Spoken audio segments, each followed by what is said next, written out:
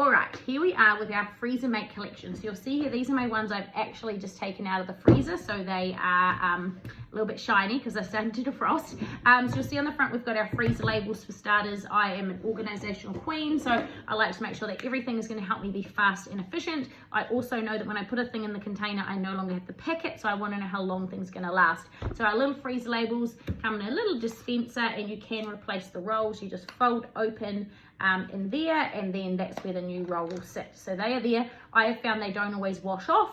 So if you're going to be putting something back in, you may just have to scribble out the date, but you can reuse them in the sense that they're not just going to wash off as soon as you put them in the sink. Sometimes they do, it depends how old they are. Okay, so I keep my frozen berries in here.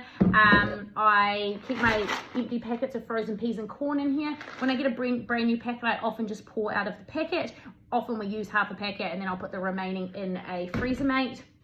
I've got stir fry steak. So when my meats arrive, when I get to the supermarket and bring all my food home, I pre-cut it into whatever I'm going to make it into. So in my head, I've normally got a bit of a plan of what I'm going to cook for the week. So I make sure that my meat is cut to that effect, so I can just literally pull it out, because I'm always busy in the evenings. It's always when the kids are the worst. So I can just come home, fry the meat, put the meat in the micro pressure cooker, whatever I need to do with it, it's good to go.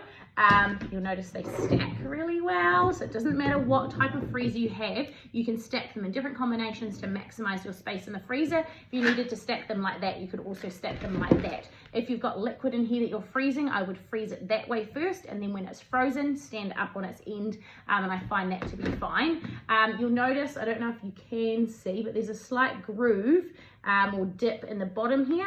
That's so when you're freezing in the freezer, air can actually circulate around the containers, because I know a lot of people freeze in bags or ice cream containers and they just put them all on top of each other, so you're not freezing things evenly. So I want even freezing in my freezer, and I want a flow of air able to move around the freezer to keep things consistent.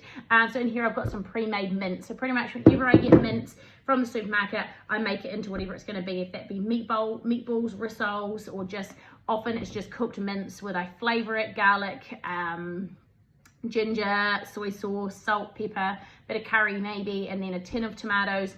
Fry it all up, bam, put it in the freezer. So that's as soon as it gets home, I know that it's done.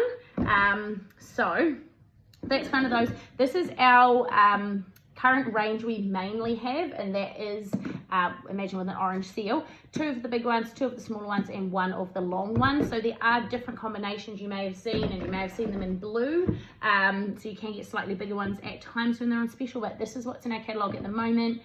You can also buy a couple on their own with another little Heat and Eat freezer container, which I will do a whole series on Heat and Eats. But if you do want to know about Heat and Eats, make sure you pop that in the comments, or get back to me and say, give me more information on Heat and Eats. Heat and Eats can go from the fridge, freezer to microwave, whereas these can't be microwaved in. They are the cheaper of our containers. It doesn't mean the quality is not as good, it's just there's less that you can do with them.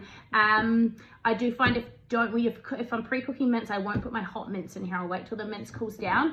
And when I do go to if I'm putting slightly warm food in, I'll rinse the container out with a bit of cold water and then put it in, and that's just going to prevent staining of the containers.